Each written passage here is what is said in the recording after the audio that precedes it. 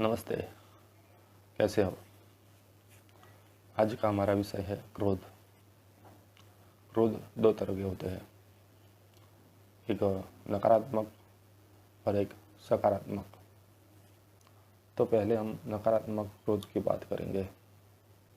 ऐसा कहा जाता है कि सामर्थ्य से अहंकार उत्पन्न होता है, अहंकार से काम और काम से क्रोध उत्पन्न होता है। और जब ऐसा होता है तो हमारी बुद्धि विपरीत हो जाती है, और विनाश काले विपरीत बुद्धि, यह सृष्टि का नियम है। तो जब मनुष्य का विनाश काल आता है तो बुद्धि विपरीत हो जाती है, अर्थात विनाश के मूल में अहंकार और क्रोध है। यहाँ मैंने पहले बताया कि अहंकार से काम उत्पन्न होता है। तो काम का अर्थ जो सामान्यतः जनमानस में है वह तो है, परंतु एक विशाल अर्थ है। काम का अर्थ कामनाओं से, आकांक्षाओं से जुड़ा हुआ होता है। जब अहंकार होता है तो मनुष्य को वह चाहिए, उसकी इच्छा होती है जिसके लिए वो लायक नहीं है, जिस पर उसका अधिकार नहीं है। तो जिस पर अधिकार न हो और उसे प्राप्त करना हो तो मनुष्य को अधर्म के मार्ग पर चलना पड़ता है। इसीलिए कहा गया है कि विनाश काले विपरीत बुद्धि। तो यह बात थी नकारात्मक क्रोध की। जो बात करते हैं सकारात्मक क्रोध के विषय में, ऐसा कहा जाता है कि सामर्थ्य से अहंकार उत्पन्न होता है, अहंकार से काम और काम से क्रोध उत्पन्न होता है। और जब ऐसा होता है तो हमारी बुद्धि विपरीत हो जाती है, और विनाश काले विपरीत बुद्धि, यह सृष्टि का नियम है। तो जब मनुष्य का विनाश काल होता है, तो जब मनुष्य का विनाश काल आता है तो बुद्धि विपरीत हो जाती है, अर्थात विनाश के मूल में अहंकार और क्रोध है। यहाँ पहले जो बताया कि अहंकार से काम उत्पन्न होता है, तो काम का अर्थ हमें जो लोग, यहाँ मैंने पहले बताया कि अहंकार से काम उत्पन्न होता है। तो काम का अर्थ जो सामान्यतः जनमानस में है वह तो है, परंतु एक विशाल अर्थ है। काम का अर्थ कामनाओं से, आकांक्षाओं से जुड़ा हुआ होता है। जब अहंकार होता है तो मनुष्य को वह चाहिए, उसकी इच्छा होती है जिसके लिए वो लायक नहीं है, जिस पर उसका अधिकार नहीं है। तो जिस पर अधिकार न हो और उसे प्राप्त करना हो तो मनुष्य को अधर्म के मार्ग पर चलना पड़ता है। इसीलिए कहा गया है कि विनाश काले विपरीत बुद्धि। तो यह बात थी नकारात्मक क्रोध की। तो बात करते हैं सकारात्मक क्रोध के विषय में। तो मित्रों, मनुष्य जीवन में शांति का महत्व सर्वाधिक है, परंतु शांति कभी मूल्यहीन नहीं होती, उसका मूल्य देना पड़ता है, क्योंकि ये संसार बड़ा ही असंतुलित है। मनुष्य सदैव शांत नहीं रह सकता, सामान्य मनुष्य तो नहीं रह सकता।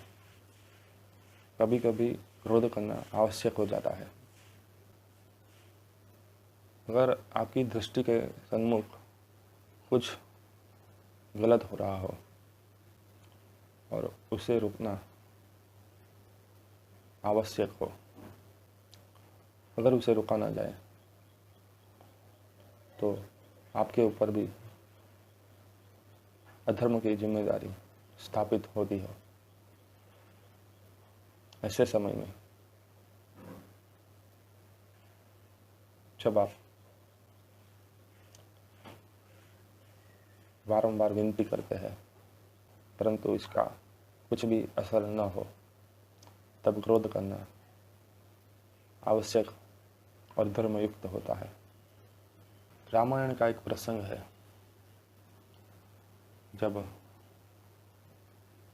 रावण सीता जी का हरण कर गया और हनुमान जी के द्वारा राम जी को यह ज्ञात हुआ कि सीता जी लंका में है, तो वानर सेना के साथ वह लंका के लिए चल दिए, परंतु मार्ग में बहुत बड़ा समुद्र था।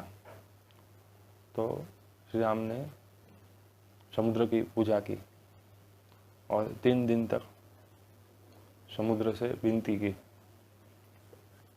हालांकि समुद्र की उत्पत्ति भगवान राम के एक पूर्वज के द्वारा ही हुई थी, फिर भी समुद्र ने राम जी की विनती को नहीं माना। तब राम जी ने क्रोध किया और अपने तीखे बाणों से समुद्र को सुखाना चाहा। तब समुद्र त्राहिमाम त्राहिमाम करते हुए राम जी के समक्ष प्रस्तुत हुआ। तो रामचरितमानस में एक चौपाई है जिसका अर्थ यह है, जिस मनुष्य के मन में कपट हो, धूर्तता हो, वो कभी किसी से प्रेम नहीं कर सकता जब तक कि उसके मन में कोई भय उत्पन्न न हो। और ऐसे लोगों को भय दिखाना ही चाहिए, तभी धर्म की रक्षा हो सकती है। और अधर्मियों के मन में भय उत्पन्न करने के लिए क्रोध करना आवश्यक है। शांति और अहिंसा सदैव काम में नहीं आती है।